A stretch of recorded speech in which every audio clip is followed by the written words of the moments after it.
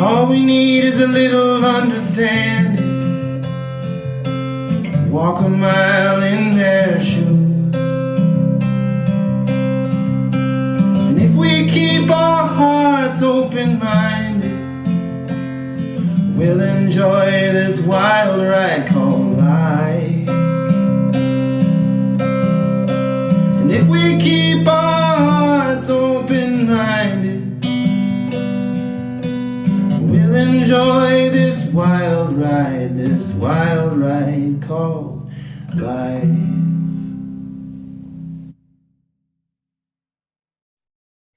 Hi, everybody. Welcome to another episode of the True Sweetheart podcast.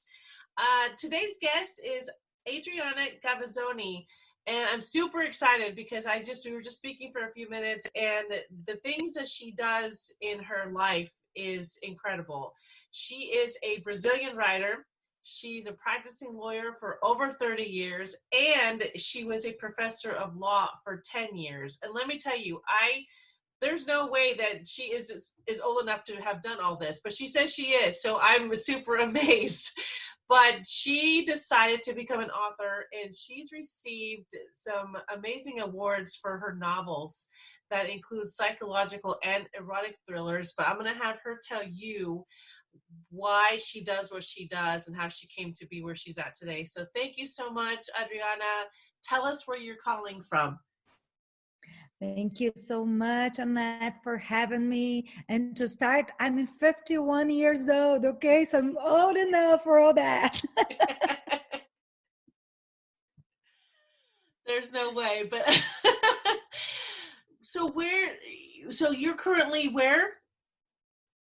I'm in Brazil. I'm in Brasilia, the capital of Brazil. That's amazing. So tell us a little bit about yourself. Were you raised there? Your family background? You mentioned they are Italian. So tell us about that. Oh, my grandparents from both sides came from Italy. My parents were born in Brazil. I was born in Brazil, but raised by a very noisy Italian family.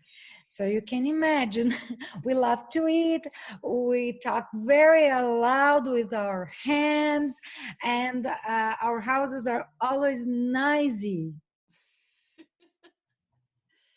So I love that. It sounds like very family oriented, always having meals together. I love that part. I know when I was growing up, my family liked to do that as well. So I kind of miss it. Yeah, we love each other. We fight a lot, we dispute, but main of all, we love each other. I think that's so important. It doesn't matter what happens. You guys always have each other in support. So that's really touching. So you were a lawyer for over 30 years now. Tell us what kind of lawyer you are and why did you choose that? I'm a corporate lawyer right now, but I began as a family lawyer. And as I told you before, I'm an Italian. So I'm too passionate to work with personal relations like family law. I was always getting involved. I was suffering a lot with my clients. So I decided I was going to do another kind of law that is not too much related to persons, but a lot with companies and papers and paperwork. So I left my passionate side for other places in my life and not my legal career. That's good. Yeah, I think I could. I'm with you on it. I couldn't. My dad wanted me to be a lawyer. I didn't know what kind I wanted to be. I didn't do that. I joined the Army, but I think that if I was a family lawyer, I would be too involved. There's no way. I get emotional watching shows. I can't. I will cry over a commercial. So there's no way I could have done it. So I can. It's very complicated when we are emotional. The best thing to do is to write novels so you can put the emotions on the paper. So you were telling me a little bit about how you are working with a shelter for abused children. How did you Uh, start that? And how does that, that tears at my heartstrings. my life, I decided early in my life I would like to help people. Law was one of the things I thought I could help people through my career. But then, as I decided to be a corporate law, I decided to get involved in other projects. And one day, a woman knocked on my door and asked for help. Literally, she knocked on the door of my office, and she said, "I need help. I have a shelter for abused children. We don't have any kind of money. We need help, but I don't want money. I want you to help visiting us, taking clothes for the kids, food. So you're not going to mistrust me. Because if I touch money, people can mistrust me. And I just want to take care of those kids." So I decided to visit the place and I was touched. It was very, very poor, a small place. She had on that time 8 kids. She was taking care with almost nothing. So I decided to help. I involved some businessmen that I know, their wives. We fundraise, and one of these businessmen, he's a very rich businessman, he decided to build a building for those kids. Wow. Nowadays, we have 50 children there. They are studying, they have a beautiful place to live, they are properly fed, they have medical care. So that's one of my achievements. It's very personal to me to help children that are going to suffer for the rest of their lives with the treatment they received from people they should trust. Uh, but now at least they are having a decent life. They are having a psychological treatment that is very important to them. So uh, this is something that is very important to me, to work with those kids. I'm what they call a godmother for them. And I love that because it's a very sad situation. I can't imagine. I just, that's so, it's heartbreaking. So how long have you been working with them? 8 years. Wow. Wow. Yeah, And a long time. I saw some of them very, very small. I have a dog here. I'm at home and my dog wants to give an interview. And I've been working with them, some kids who were very, very young, just babies, because it's all kind of violence. Um, they suffer sense sexual abuse to beating, and sometimes we collect them in hospitals because parents just have beaten them to send them to the hospitals. And it's very complicated, but they are growing well. When they come to the shelter, uh, they are usually very silent. They don't talk about their emotions, but we scared they start to develop, and they are great kids. They are getting good grades. They really want to make a future for them. It's very it's so pleasurable to be there. Anytime I feel blue, I go there and I think, oh my God, I have the best of lives. I have to see these kids, and they help me more than I help them. Because when you see somebody struggling with the background they have and struggling and succeeding and being and beating life, you can tell to yourself how lucky you are. right. And so they help me more than I help them. Wow, that's really beautiful. And to have somebody like that, to have you guys be there to help them through that, I can imagine how much it does to you as a person. And gosh, that's amazing. How long do these children stay at this center or the shelter? Are they able to be adopted out? Do they go to a foster home, or how long are they able to stay? Oh, that's the problem. If they have a live parents.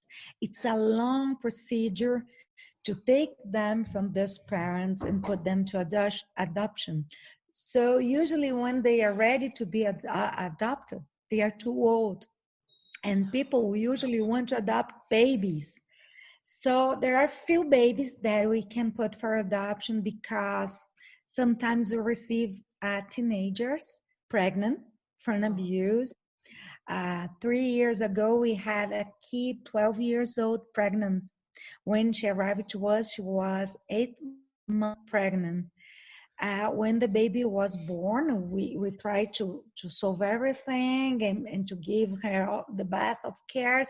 But when the baby was born, uh, 15 days later, she ran away. She just escaped and left the baby for us. So this baby we could put for adoption. In a year he was adopted. And babies that are dropped there without a background of violence, they also can go for adoption. But those babies and those kids with a background of violence, usually they have parents. They are known.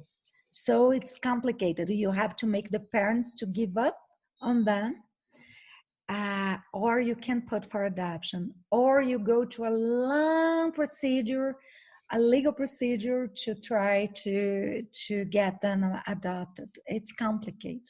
Oh my goodness. I can't imagine. That is so sad. But at least the shelter is able to accommodate for the time being. So I think that's a blessing that you were able to step in and help, because who knows where it could have gone.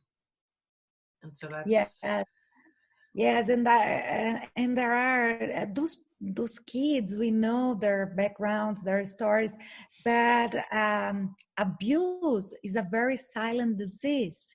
There are a lot of children in the world being abused right now, and nobody knows because it's what we call a silent crime. Usually they are abused inside their homes by relatives, by people that are very close to them that they should trust. And they don't know what's happened. They are too small and they don't know what is right or what is wrong.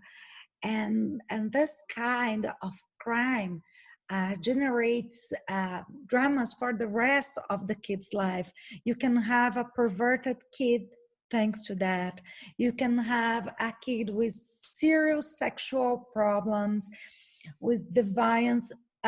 In result of that violence he or her received so early. So um, people would open their eyes and see what is happening around them, because those kids, they are lucky someone saw.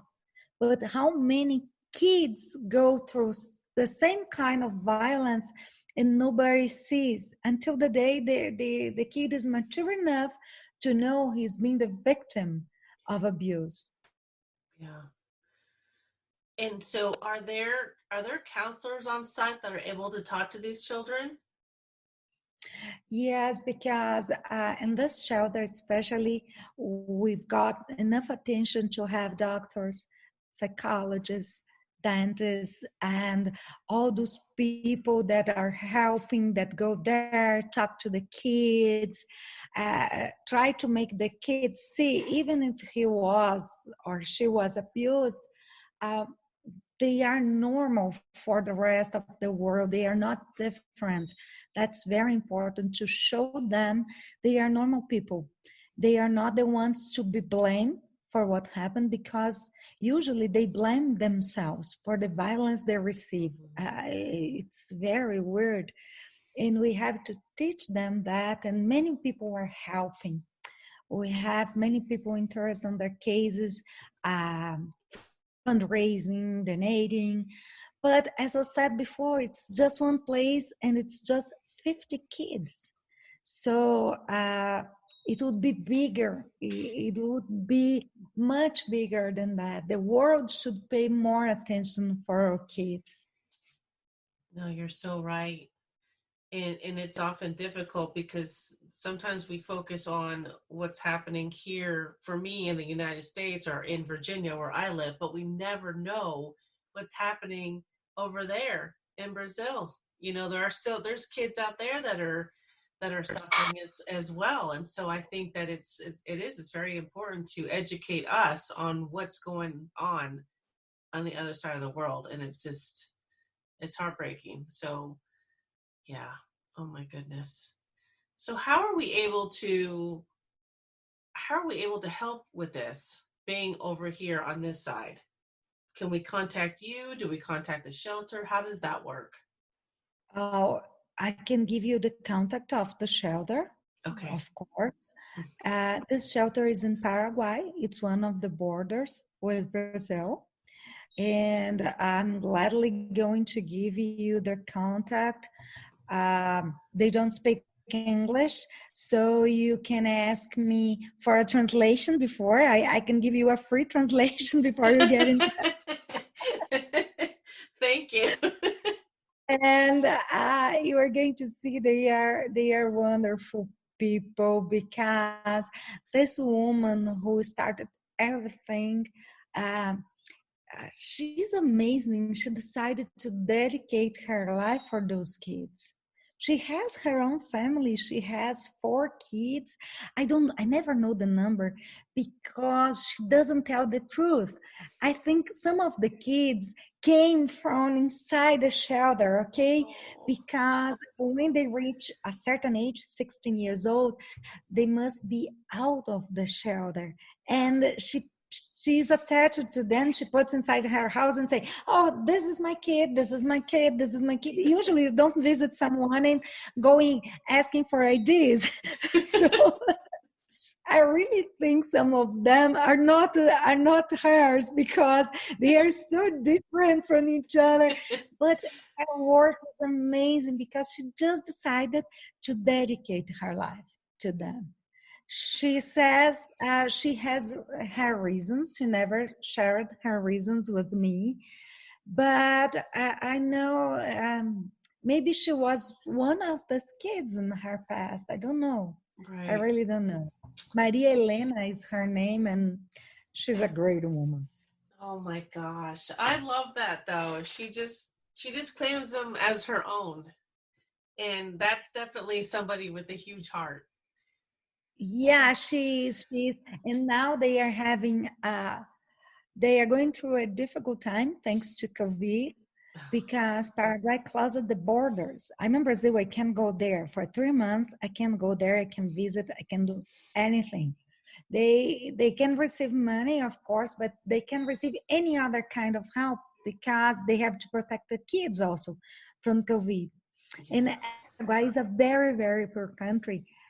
Their hospitals are not prepared for someone with COVID. So they must avoid locking themselves as much as they can. But as I said before, it's a poor country. If people don't work, people don't eat. And it's a complicated choice. Yeah, that's so difficult. This is definitely such a difficult time for tell us about your your book. So you've been a writer for how many years? Only 5 years. I Okay. got a middle age crisis, and I decided I had to fulfill one of my biggest dreams, to be a writer, to tell my stories for the world. So 5 years now that I've been a writer. That's amazing though to be able to do that. I'm actually working on a book now. This is one of my dreams, but it's definitely a process. But tell me how it's gone for you. You have novels, psychological and erotic thrillers. So how did you get started into writing that? Oh, I just decided I want to write a novel, and then I started adding things. I wanted to write about a psychiatrist, because I wanted her to analyze people with huge traumas and dramas. I want people to see that behind everybody's behavior, there is a motive. There is a hidden motives. That's the name of the series, Hidden Motives. So I wanted to people to see that and not judge what they see, but what is behind people's behavior and a person's image. I want people to go deep. So I decided I want as a main character a psychologist. I have to put, I would like to tell the stories of those kids also in some way, but showing what the abuse can provoke in someone's life. So I decided to add a character that was a victim of abuse in her childhood and to show what happened to her during her life and how the abuse led her whole life, even when it stopped. So I added some sexual scenes because I needed, and in the end, I decided while I was researching to compose the book, I saw that many traumas and dramas come from sexual situations in life, and main of all sexual abuse. So the psychologist, she's a shrink in reality, not a psychologist, a psychiatrist. She's specialized in paraphilias, abnormal sexual behavior.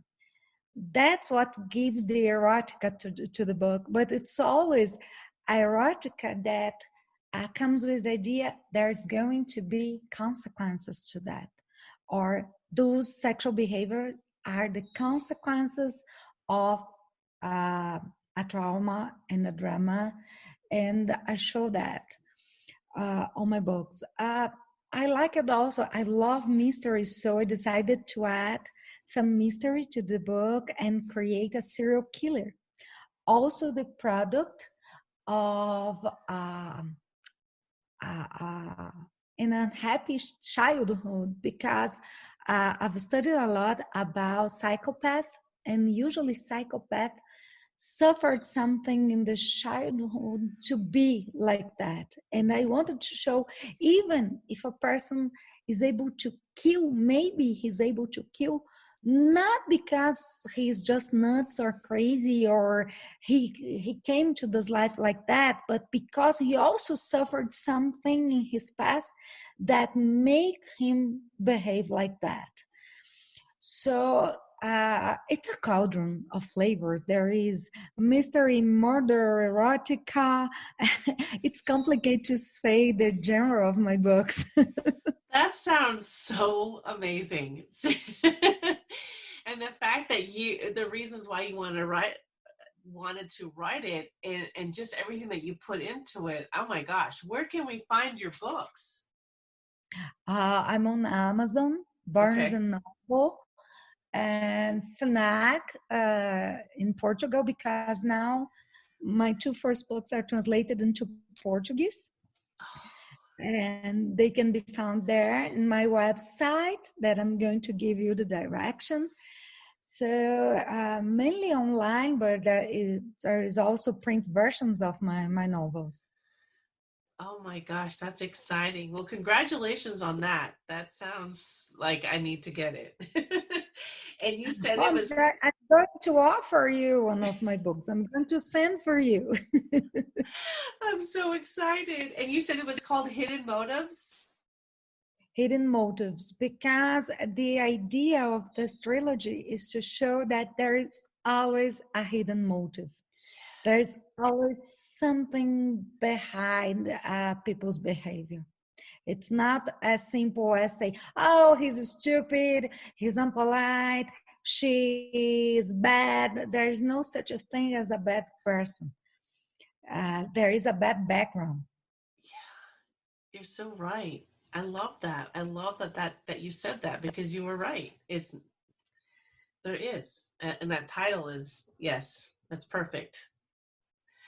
That's so exciting. So where do you see yourself in the next 5 years? What do you want to do? Because well accomplished already. So I'm just amazed and in awe of the things that you have done. What do you want to do next? Um, I would like to retire from law in some years and just be a writer. Just spend my time writing my novels, playing with my poodles, painting, learning how to paint because I would love to paint, but I'm not good at it. Cooking for my friends, traveling abroad. I love to travel. So I really see myself in a calmer life in some years. I like that. That's really good. And I think it's funny how you mentioned you went through a midlife crisis. I went through like 3 of them. And I Hey, did. but you don't have the age for that. Wait for the real one. I'm going to be 45. Oh, that's when I got my middle life crisis. But you look like you are 30. So don't go into middle life crisis because you have 15 more years for that. Okay, you can even lie your age. Thank you. I appreciate that. But I have kids who will say otherwise, so I can't lie. Oh, I don't have kids. I decided early in life I wouldn't have kids, and I used to say for my friends, what makes you feel the age you have is your kids. They are growing. That's the reason. So I don't have. So I always think I'm 17. In my mind, I'm 17. That's okay for me. It is okay because age is just a number, right? It's I I think I'm probably 17 as well sometimes. I'm a kid at heart, and so it's okay. It's okay. We can do that. Yeah, but I can tell you 45 was very heavy on me. And see, 40s were really, they were difficult for me, but it's okay. Now we just continue to do what we want to do. But I'm inspired by your being an author and all that. I'm gonna have to talk to you later about that because this is exciting. But thank you so much for being on here and for reaching out because it's really been a pleasure talking to you, and my heart is just so, it's just happy for you and for the things that you're doing for these children, because there's not a lot of people who know, obviously, about the silent crime that you mentioned, and it's Yeah. it's very heartbreaking. But I can't wait to see you retire and paint. So you're going to have to keep me updated so we can see your work, because I'm sure it's going to be amazing.